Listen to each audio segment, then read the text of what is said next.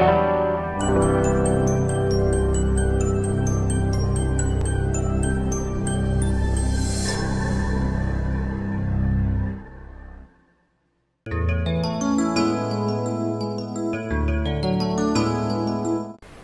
em 2 Crônicas 29, a palavra do Senhor diz assim, lá em 2 Crônicas, no capítulo 29, tinha Ezequias 25 anos de idade, quando começou a reinar, e reinou 29 anos em Jerusalém. Sua mãe se chamava Abia, e era filha de Zacarias. Fez ele o que era reto perante o Senhor, segundo tudo quanto fizera Davi seu pai. No primeiro ano do seu reinado, no primeiro mês, abriu as portas da casa do Senhor e as reparou. Trouxe os sacerdotes e os levitas, ajuntou-os na praça oriental, e lhes disse: ouvi-me, ó levitas, santificai-vos agora, santificai a casa do Senhor, Deus de vossos pais, tirai do santuário a imundícia, porque nossos pais prevaricaram e fizeram o que era mal perante o Senhor, nosso Deus, e o deixaram, desviaram o seu rosto do tabernáculo do Senhor, e lhes voltaram as costas, também fecharam as portas do pórtico, apagaram as lâmpadas, não queimaram incenso, nem ofereceram holocaustos nos santuários ao Deus de Israel. Pelo que veio grande ira do Senhor sobre Judá e Jerusalém, e os entregou ao terror, ao espanto e aos assobios, como vós o estáis vendo com os próprios olhos. Porque eis que nossos pais caíram à espada, e por isso nossos filhos, nossas filhas e nossas mulheres estiveram em cativeiro. Agora estou resolvido a fazer aliança com o Senhor, Deus de Israel, para que se desvie de nós o ardor da sua ira. Filhos meus, não sejais negligentes, pois o Senhor vos escolheu para estardes diante dele, para o ouvirdes, para serdes seus ministros e queimadores de incenso. Eu vou parar por aqui, embora nós vamos recorrer às Escrituras ainda mais 2 ou 3 vezes, ok? Vamos fechar os olhos, eu oro com você agora. Deixe a sua Bíblia aberta. Pai de amor, Yahvé, Senhor da glória, Adonai, Deus Todo-Poderoso, Criador do Universo. Senhor, como é maravilhoso estar na Tua casa, na presença do Senhor, no santuário do Senhor. Senhor, como é soberano, Senhor meu Deus, da parte do Senhor, estar derramando as Tuas virtudes sobre um povo, Senhor, que não merece. E tudo aquilo que o Senhor faz não é porque temos merecimento, mas é porque o Seu amor transcende, Senhor meu Deus, as limitações dos homens. Muito obrigado, Senhor, por uma igreja tão bonita. Obrigado por uma igreja tão sadia. Obrigado por esse povo, Senhor, remido.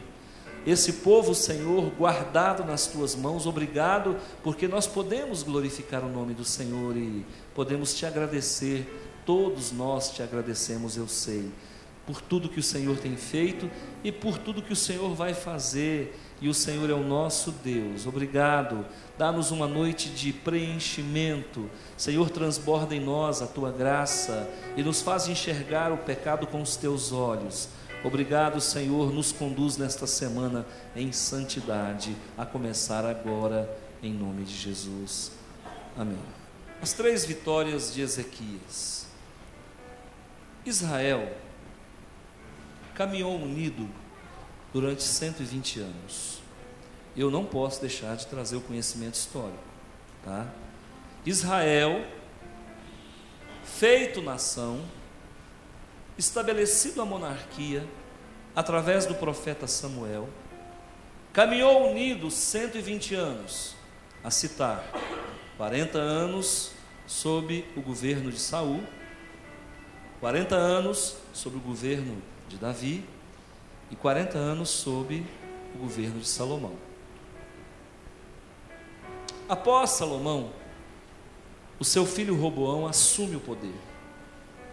E de uma forma irresponsável, coloca a unidade do reino em xeque e acaba metendo o pé pelas mãos. O reino se divide.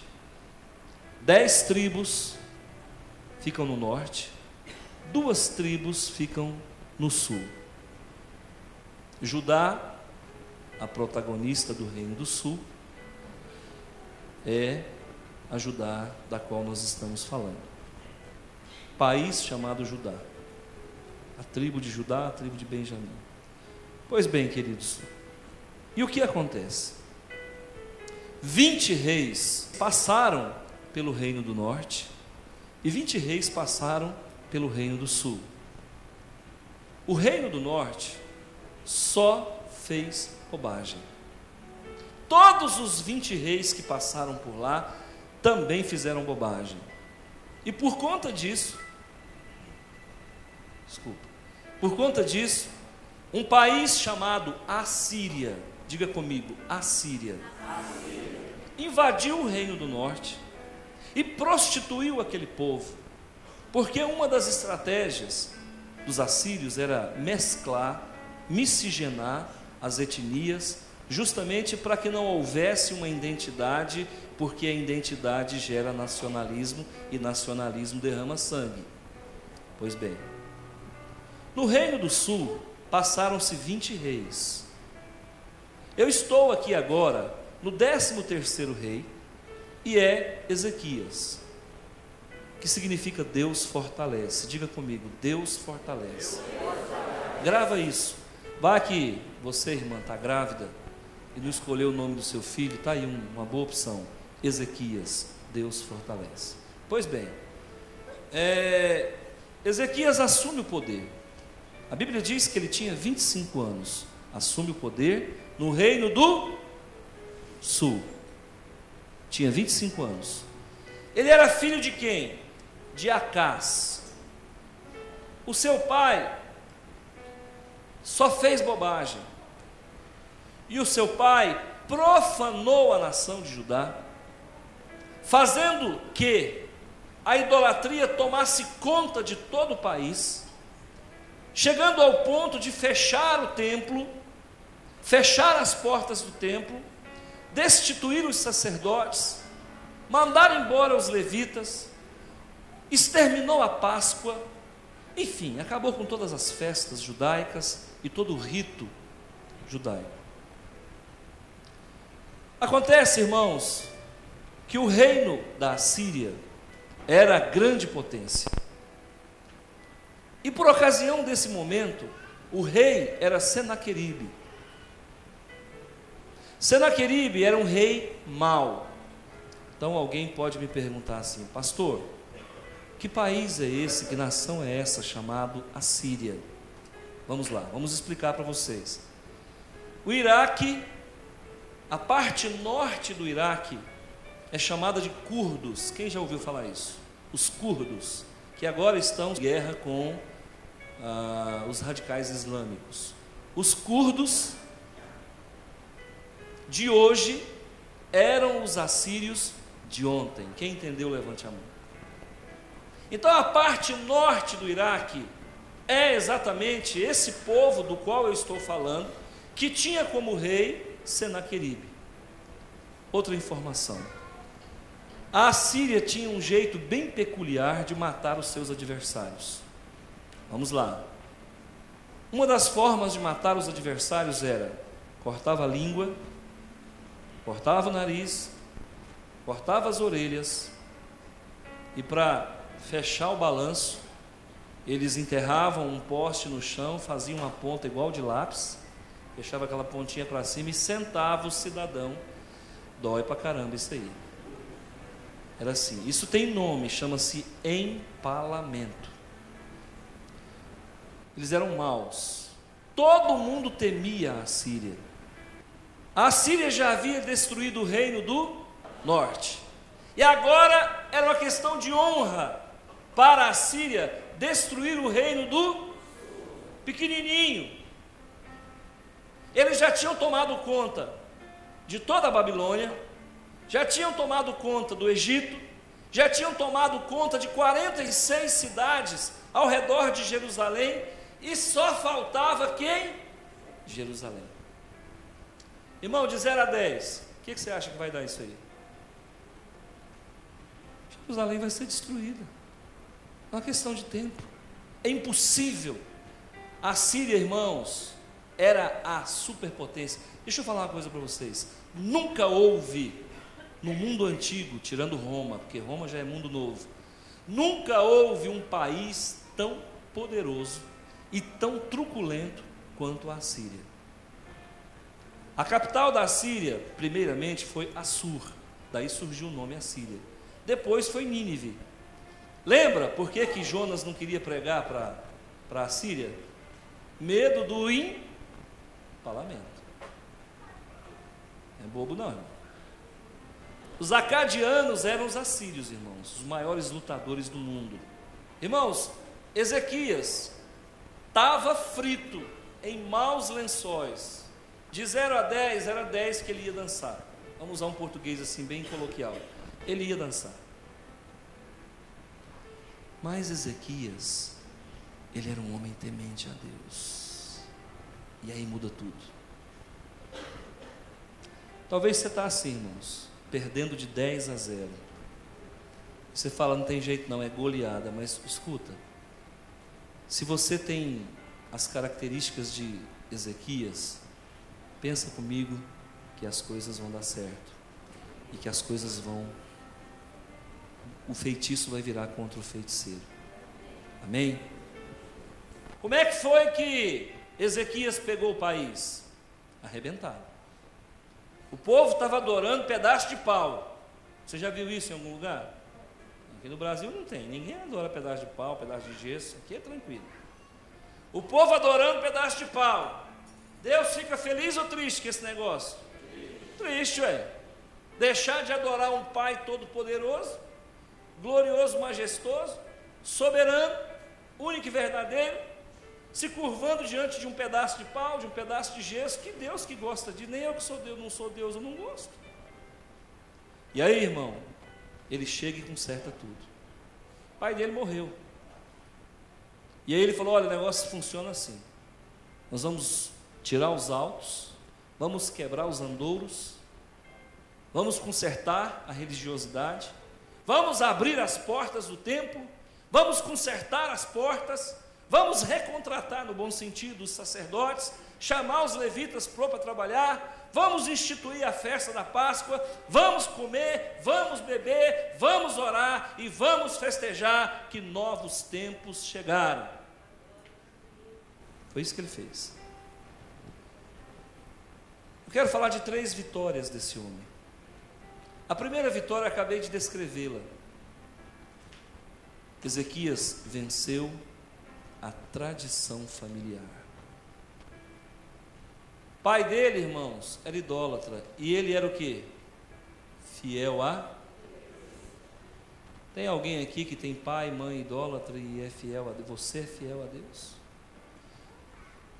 Lembra que eu falei aqui para o Marcos e para a Elisângela, falei do Pedro, feliz a criança que nasce num lar cristão. Eu não tive esse privilégio, também não culpo ninguém por isso. Mas eu não tive. Eu tive que bater cabeça. Eu tive que bater em portas. Durante muito tempo militei nos vales do amanhecer da vida. Durante muito tempo bati nas portas do espiritismo, do baixo espiritismo. Agora, a gente foi educado nisso. Existe no consciente coletivo do Brasil, uma idolatria impregnante. A pessoa passa por um apuro, fala, Nossa Senhora, nem é católico. Aí depois que ele aceita Jesus, ele fica na maior dificuldade, porque ele não pode falar mais Nossa Senhora, ele fala, nossa. Irmão, para com esse nossa, irmão, que esse nossa lembra a senhora. Tá bom, pastor. Aí vem uma dificuldade, ele fala, nó. Ele vai regredindo, porque, irmãos, são 500 anos o povo brasileiro falando Nossa Senhora. E aí fica difícil consertar do dia para a noite, fica ou não fica? é a nossa tradição familiar. Os nossos pais eram romanos. Então fica difícil a gente quebrar esse paradigma. Mas acontece que Ezequias quebrou esse paradigma. Ele rompeu com a religião da família.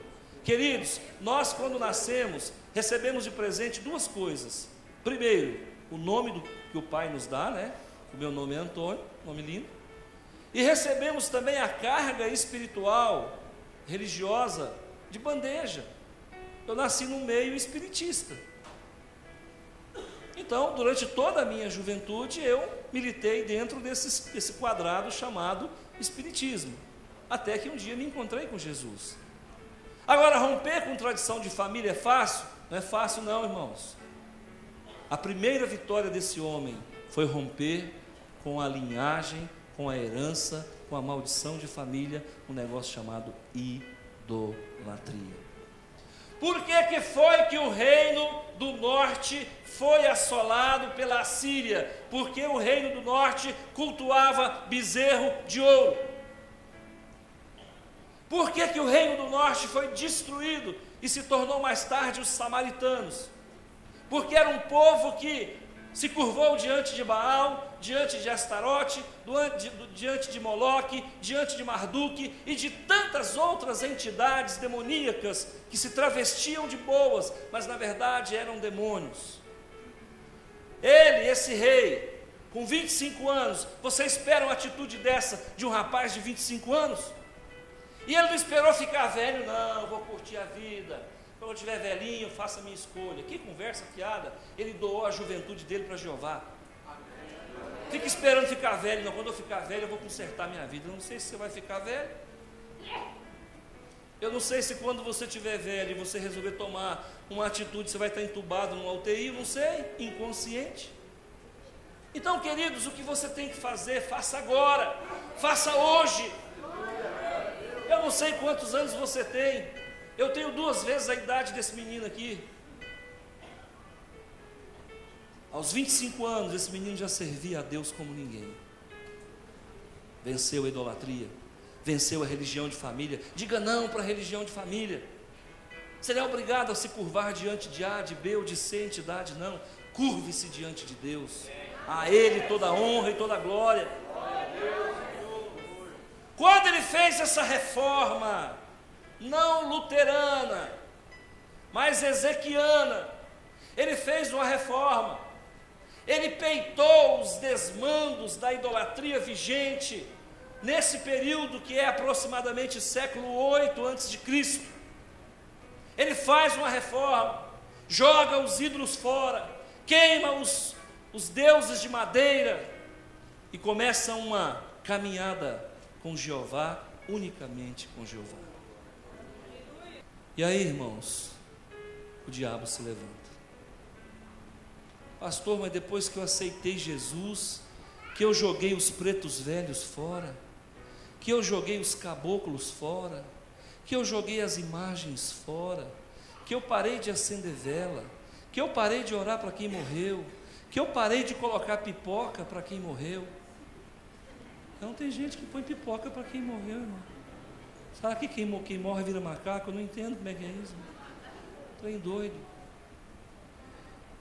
Pastor, depois que eu tomei essas decisões ezequianas, parece que o negócio piorou para mim. Claro que vai piorar. Até então você servia a um falso Deus. E ele se alimentava dessas oferendas e desses cultos imundos, mentirosos. E agora não, agora você se posicionou, o inferno se levanta. Se levanta, para cada ação há uma reação. O rei Senaqueribe falou: eu vou arrebentar com esse Judá. Quem esse Judá está achando que é? Quem esse rei Ezequias está achando que é? E vou comer pelas beiradas. O homem era detentor de um exército grandioso, com certeza mais de 300 mil soldados.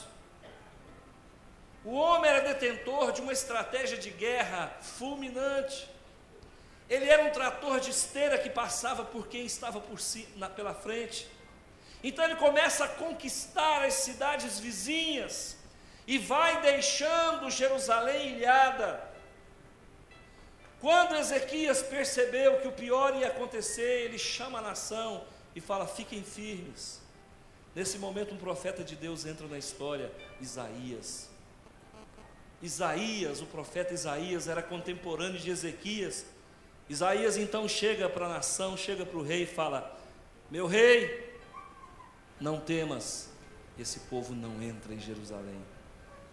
Olha Deus dando um recado: não temas, não se curve. Ezequias em um dado momento fraqueja, e o rei então exige dele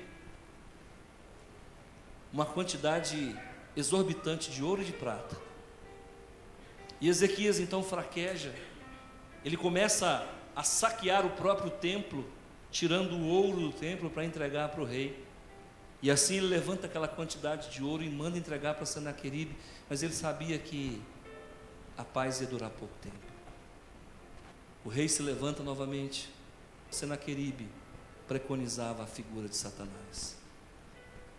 E ele começou a mandar recado, ia conquistando as cidades em volta de Jerusalém, e mandava recado do tipo assim: vai lá e diga para aquele povo em praça pública, no idioma deles, no hebraico, não no sírio, no hebraico, diga para eles que eu vou dar fezes e urina para eles beberem e comerem, é isso que eles vão.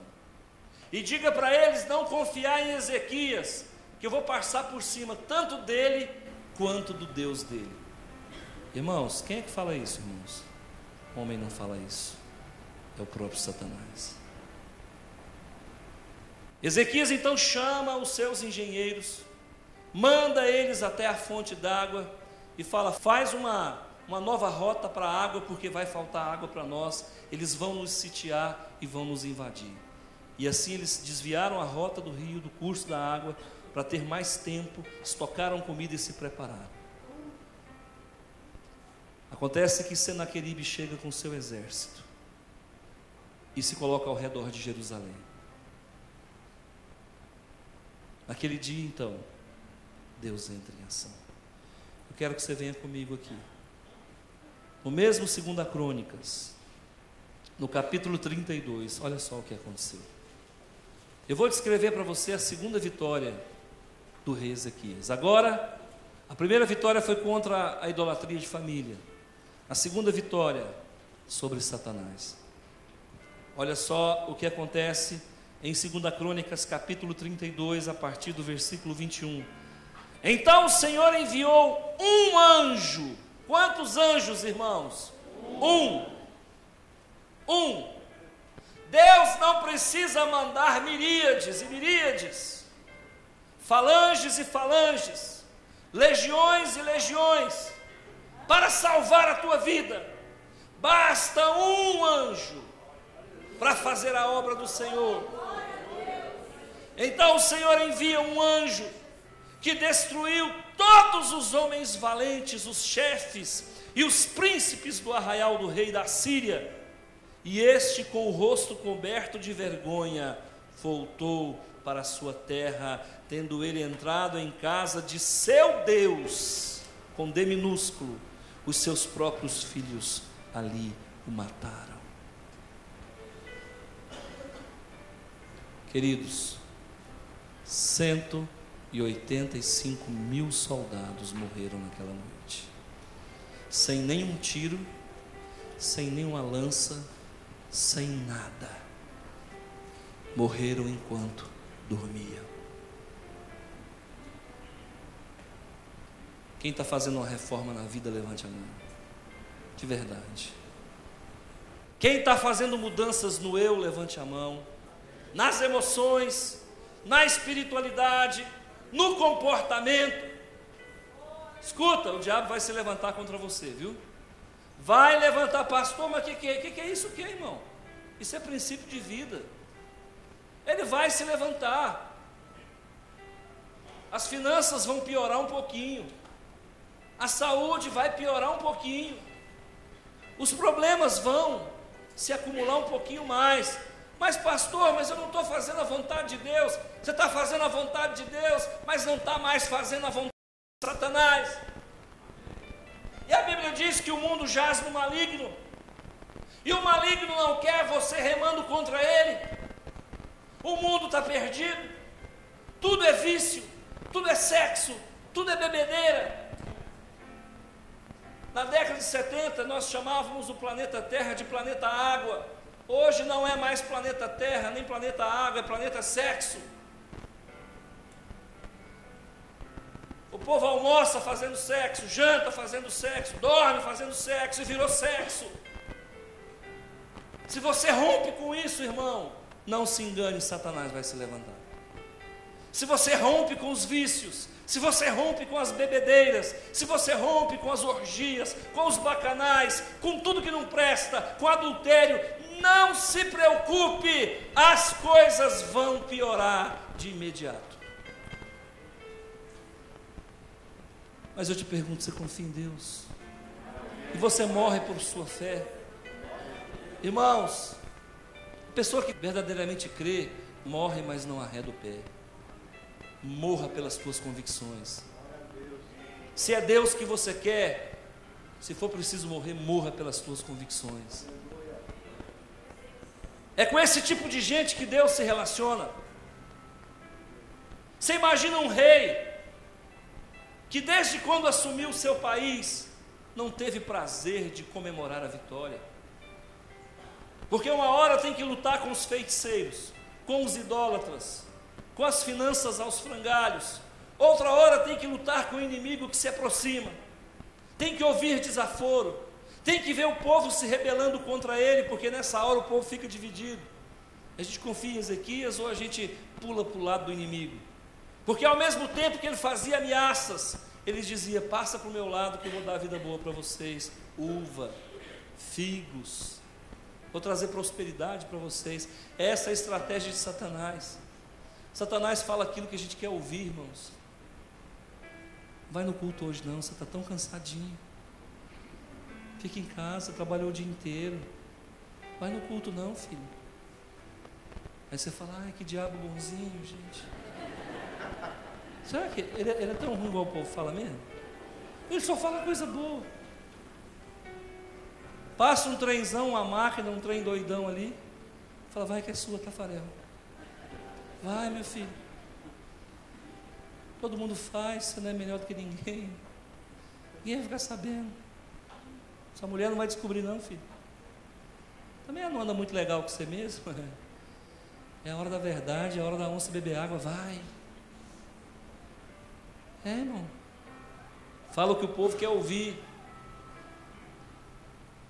Deus então destrói o mal. Segunda vitória. Mas ele não venceu só isso não, irmãos. Ele teve uma terceira vitória. Vai comigo em Isaías capítulo 38. Queridos, preste atenção. Nós somos batistas, sim ou não? Sem orgulho institucional, hein? Mas nós somos batistas, e batista conhece Bíblia. Você sabia que o rei Ezequias, ele está no livro de Reis, ele está no livro de Crônicas, ele está no livro de Isaías. O homem era tão ungido, o homem era tão especial, que só o que tem a respeito dele dá quase um livro. Esse homem é acometido por uma enfermidade. Possivelmente no seu 13º ano de governo. Ele foi o 13º rei. Pastor, eu falei que o número 13 é de azar? Não é isso não, irmãos. Isso é coincidência. Ele adoece, e o que é pior, adoece de uma enfermidade exposta, ao que tudo indica um câncer exposto.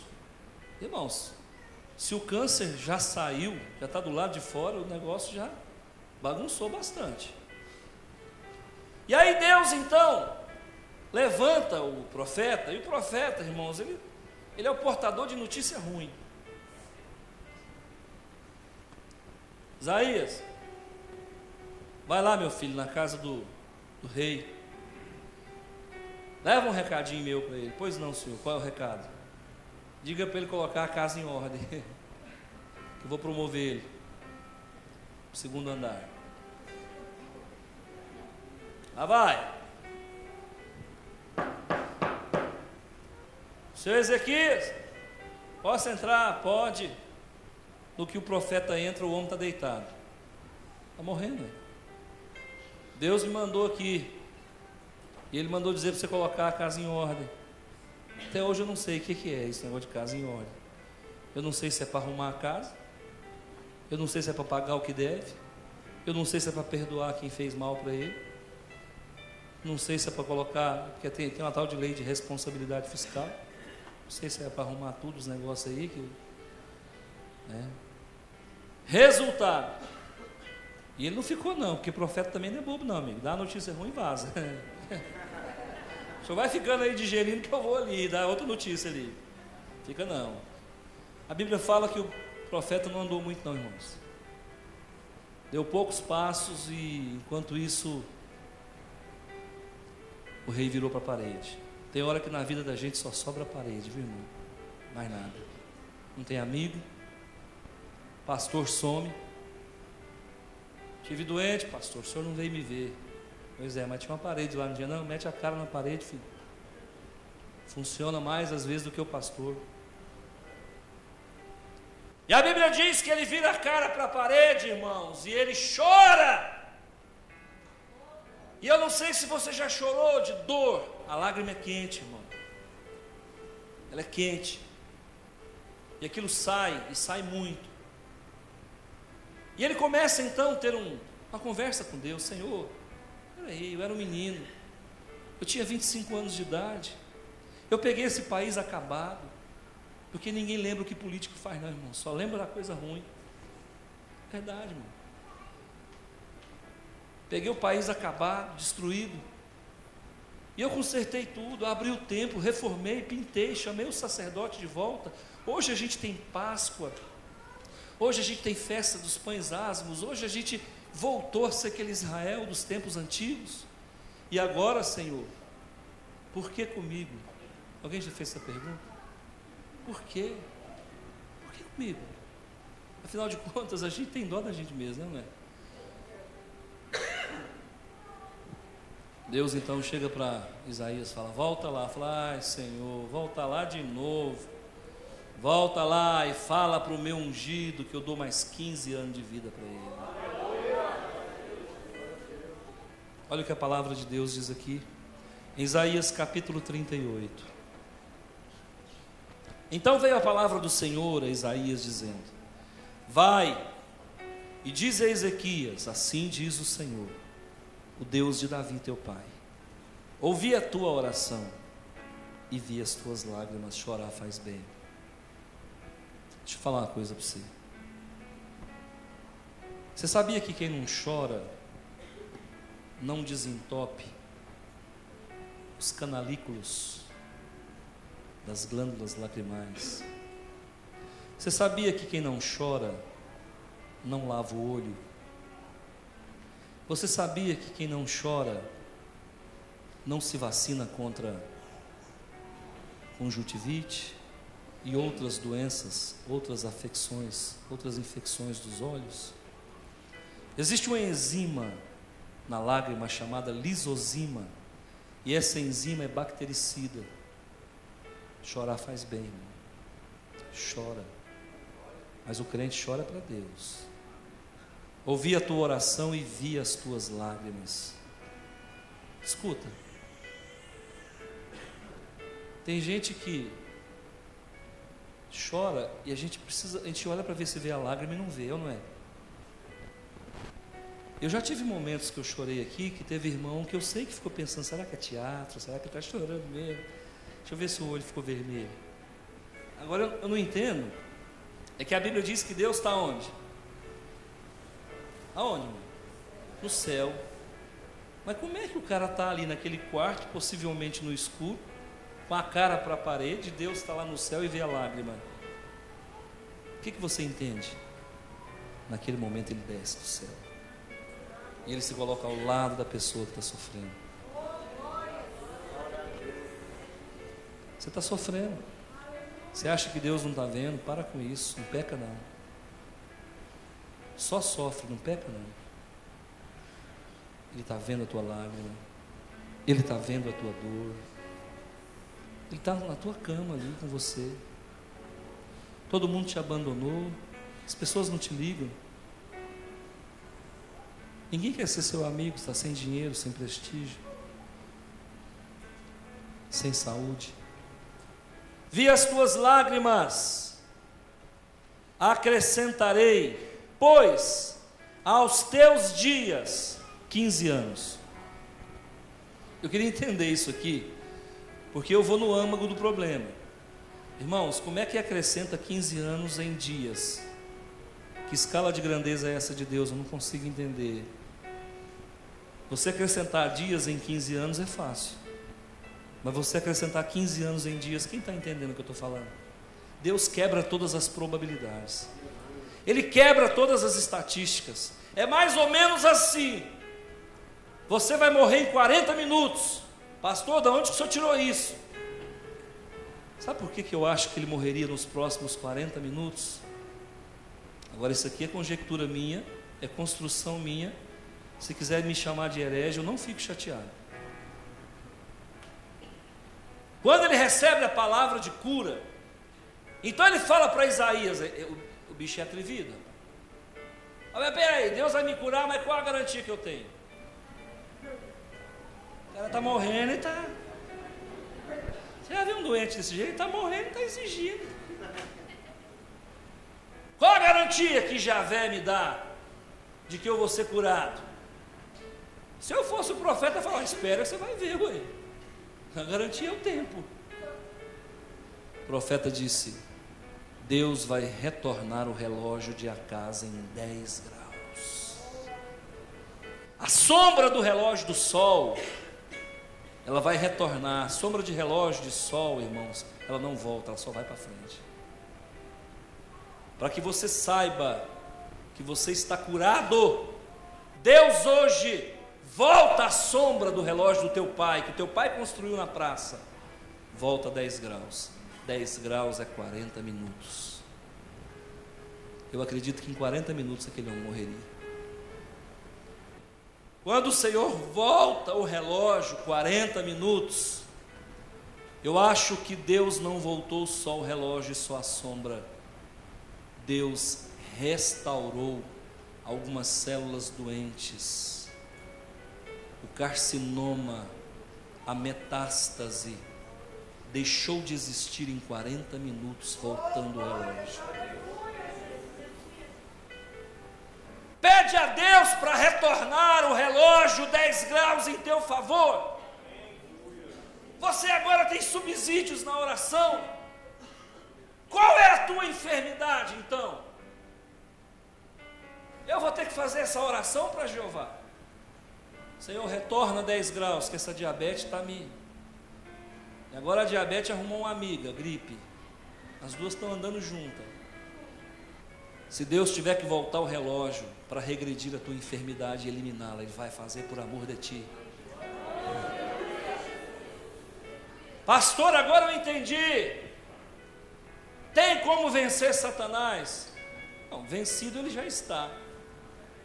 Porque a palavra de Deus diz lá, em João capítulo 16, no versículo 12, que o príncipe desse mundo já está julgado, já está vencido. Pastor, mas espera aí, eu posso vencer Satanás em Cristo Jesus? Pode.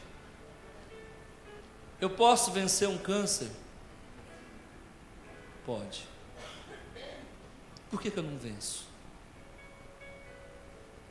Nós merecemos a graça de Deus, sim ou não? Não. Graça significa favor imerecido. Você não merece. Pastor, eu mereço a salvação? Claro que não, irmão. Ninguém merece salvação. Nossa cabeça só passa bobagem, faz coisa errada o tempo todo, até por pensamento.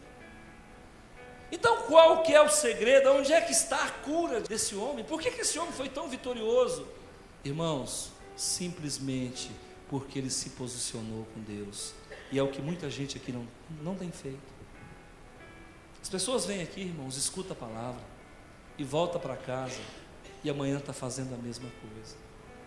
Desagrada a Deus, boca pesada, boca suja, não vigia os pensamentos, continua fazendo coisa errada, comprando, não pagando, continua mentindo, falando palavrão, continua chamando Nossa Senhora, já é crente faz tempo.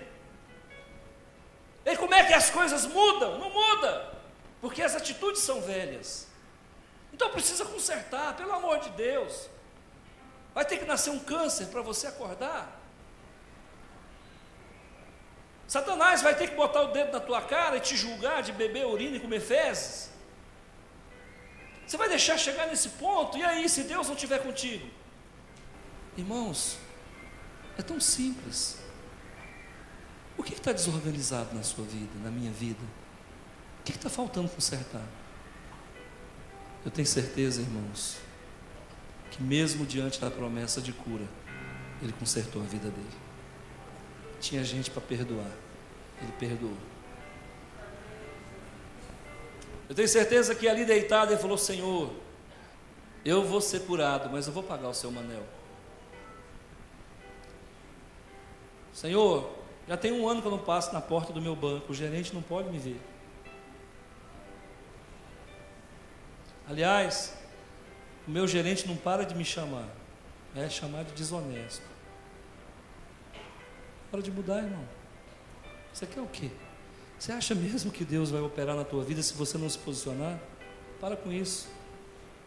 Não adianta eu mentir para você, querido. Tem que mudar. Tem que vigiar o pensamento, tem que vigiar a boca, tem que vigiar o coração. Você se magoa com tudo. Tudo você guarda, poxa. Qualquer coisinha você deixa descer para o coração, inflama tudo. Irmão, se eu fosse deixar as coisas descerem para o meu coração aqui, eu não estava aqui mais não. Já tinha capotado faz tempo. Eu sou um vencedor, e não é porque eu sou pastor não, larga de bobagem. Para mim, o sistema é mais bruto ainda. Porque se eu prego isso aqui, eu não vivo, ai, ai, ai. O Senaqueribe levanta mesmo. Então, queridos, eu quero vitória para a tua vida. E eu não quero em Cristo Jesus só 3 vitórias não, eu quero 500 vitórias para você. Tem idolatria na tua vida? Idolatria agora não é só imagem não, irmão. Sites, lugares, revistas, amigos. Tem pessoas que idolatram amigo. Tem gente que idolatra lugares. Tem gente que idolatra trabalho. Trabalho. Ama mais o trabalho do que a Deus.